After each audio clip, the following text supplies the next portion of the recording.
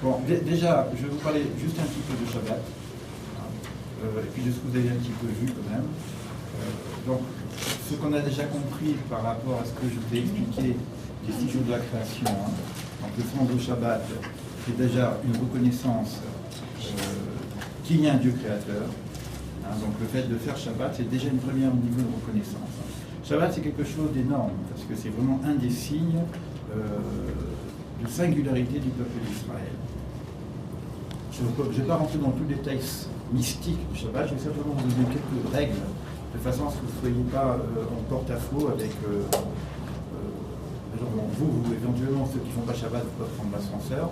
Sinon, il y a un ascenseur shabbatique. L'ascenseur, il monte, il descend. Parce que Shabbat, on ne fait aucun travaux. Aucun travaux qui sont inscrits dans la Bible, dans la Torah. Ça veut dire qu'on sort du temps. Il y a normalement 6 jours de construction de la vie, 6 jours d'existence. Le 7e jour, c'est un signe du monde futur. C'est une préparation du monde futur. La dernière fois, quand je vous ai dit que le monde n'est pas parfait, c'est-à-dire le monde que nous vivons n'est pas le vrai monde. Toute la croyance du peuple d'Israël, c'est que c'est un monde qui est simplement un monde de préparation. Nous sommes en train de nous préparer au monde qui est en train de devenir et d'être justement le monde projet tel que Dieu l'avait construit, l'avait prévu dans les 6 jours de la création. D'accord? Donc on avait parlé du décalage entre le monde de la réalité, le monde de la vérité et le monde de la réalité. Shabbat, c'est un signe, on dit que c'est un 60e du monde futur.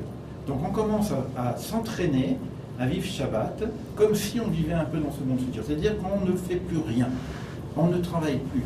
Mais la notion de travail dans Shabbat, elle est très particulière. C'est pas simplement dire je vais faire du boulot, etc. Par exemple, Shabbat, je ne peux pas ranger ma voiture. C'est pas un jour de repos classique. C'est pas le jour où je peux faire des choses qui sont des choses de l'ordre des vacances. C'est pas des vacances. C'est un jour qui est un jour totalement sanctifié. Donc c'est un jour de prière, c'est un jour de méditation, c'est un jour d'étude. Et on nous dit que, je vais parler du niveau de d'âme. Il y a un niveau d'âme qu'on n'a pas, uniquement Shabbat. Shabbat, on parle d'un niveau d'âme qu'on appelle Neshama Yetera. C'est comme si le Shabbat, on nous ajoute quelque chose de plus à notre propre structure personnelle. On peut capter que Shabbat, on va rentrer dans une nouvelle atmosphère. Donc l'idée est de respecter totalement ce jour nouveau qui est en préparation. Alors je donne un exemple, parce que moi je me suis posé des questions. J'ai oublié, je suis à la maison et j'ai pas acheté du pain. C'est Shabbat. Ben, je ne peux pas retourner à la l'épicerie acheter du pain. Eh ben, je peux pas. C'est-à-dire, comment ça peut se faire? Imaginez-vous qu'il y a un monde du paradis, un monde futur, un monde extraordinaire, etc. Et on arrive dans ce monde-là. Ah, j'ai oublié les chemises. Ben, vous ne pouvez pas redescendre chercher dans le monde d'ici les chemises. Il n'y a plus rien, c'est fini. Donc on arrive là-haut, c'est terminé. On ne peut plus faire autre chose que ça. Donc la cuisine se fait avant Shabbat. Là, vous allez manger un plat shabbatique. Les plats sont cuisinés avant Shabbat. Et on va garder au chaud pour le lendemain matin, pour qu'on puisse manger chaud. Il y a des grands platas qu'on appelle des endroits où on met des affaires chaudes. Et il n'y aura pas de cuisson pendant Shabbat. Alors, on n'allume pas les lumières pendant Shabbat, pour nous. Je parle pour ceux qui font Shabbat. Évidemment, je vais vous dire aussi que quand vous serez là-bas dans des synagogues ou au hôtel, etc., bah, évidemment, vous ne pouvez pas prendre de films, ni de photos. Il n'y a pas de... On ne peut pas enregistrer. Là, on n'est pas à Shabbat, on peut enregistrer. Dès que Shabbat, c'est fini. On est dans un autre espace. Ça, c'est pour Shabbat. On a vu aussi les mikvés. Les mikvés, c'est eau de purification. Donc, je reprends toujours un peu les enseignements que on a donnés. C'est quoi cette eau de purification? C'est pas de l'eau. Vous savez qu'au début de la création du monde, on a dit que... où est l'eau? D'où vient l'eau, à votre avis? D'où vient l'eau que nous avons ici, sur Terre? D'en haut. C'est les eaux d'en haut. Les eaux de là. Ça vient de là. Shamaïm.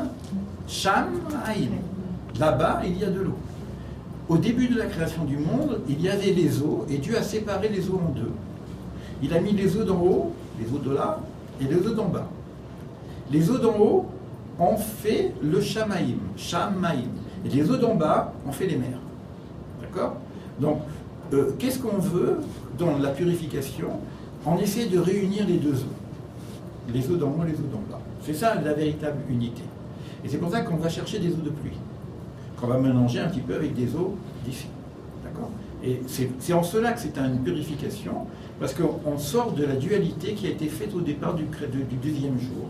Le deuxième jour, il n'y a pas marqué Kitov, il n'y a pas marqué Sebo, parce que c'est séparation, c'est division. Donc ça, c'est simplement pour donner un plus de ce que vous entendez par rapport à ça. Je vous ai dit qu'on parlera des Esséniens, je ne vais pas le faire maintenant.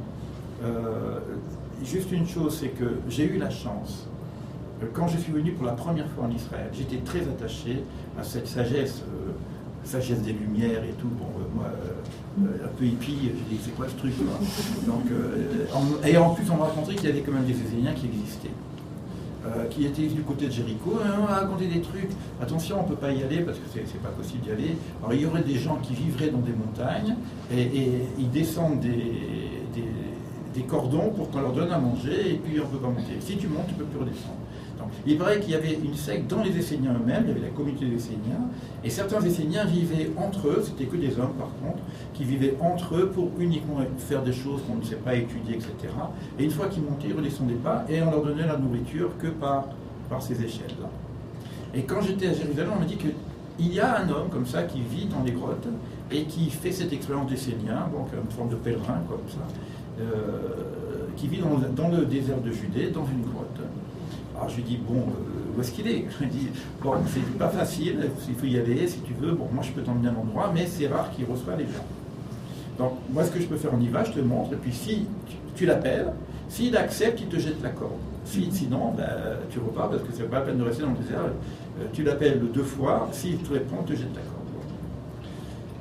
Il m'a emmené, après il m'a dit je te laisse là parce que bah, si je viens avec toi, s'il y a 2 personnes, il n'acceptera pas, donc vas-y tout seul, ça se passe là-bas, etc. Donc dans le désert là-bas. Et je vois la grotte et il s'appelait Élie.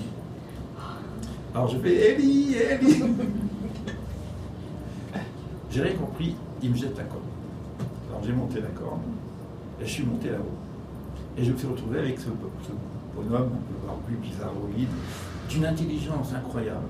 C'était presque un philosophe. Il connaissait beaucoup de choses. Hein. C'était une expérience qu'il voulait vivre. Il voulait vivre cette expérience d'Essénien comme ça. Donc il avait aussi. Bon. On a échangé des choses. Pour moi, c'était une rencontre spéciale. On a parlé. Il me disait qu'il allait repartir, qu'il allait redescendre en ville. Quoi. On a même parlé de Manitou. Et je lui avais conseillé de rencontrer Manitou. Moi-même, tu vois. Donc je suis redescendu. Après, j'ai fait ma Mayanot. C'est Mayanot, c'est l'endroit où j'ai étudié avec Manitou. Mayanot, c'est les sources aussi. Et il paraît qu'on m'a raconté ensuite que cet homme a rencontré Manitou. Et après, on ne sait plus où est-ce qu'il est. C'est une expérience personnelle que je voulais vous raconter.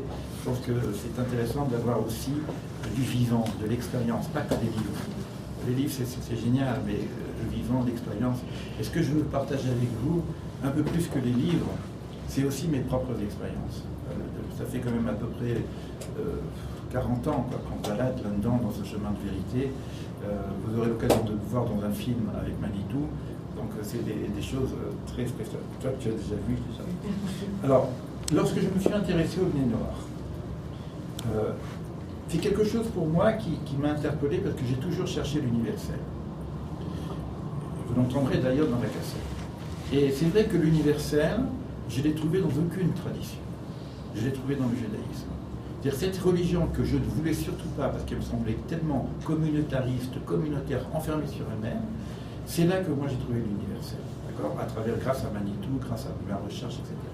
Et puis progressivement, je me suis retrouvé à rencontrer des gens qui s'intéressent à l'universel, dont Rav Cherki, que vous aurez aussi en conférence, et puis d'autres personnes. Après, j'ai découvert la Kabbale, qui a aussi une dimension universelle, et c'est comme ça que je suis venu un peu à cette idée-là. Et depuis 3-4 ans, donc, j'organise, on m'appelle, je fais des conférences sur la notion universelle. Là, ce que je vais faire, je vais, en diagonale, relire une conférence que j'ai faite dans un colloque où on a invité plusieurs rabbins, des prêtres. C'est une association qui m'avait invité pour parler justement de cette chose un peu nouvelle qu'on appelle les Bnei Noach. Le titre de la conférence était « Nous savons ce qui nous divise, partons à la recherche de ce qui nous rassemble ». C'est bon? Excuse-moi, je remarquais qu'en fait Joël n'est pas là. Elle a dû aller en bas un petit peu juste, et du coup elle ne sait pas qu'on est là. Ah Parce qu'il manque Joël et Michel. et Michel. Micheline. Oui, là. Mais au moins Joël,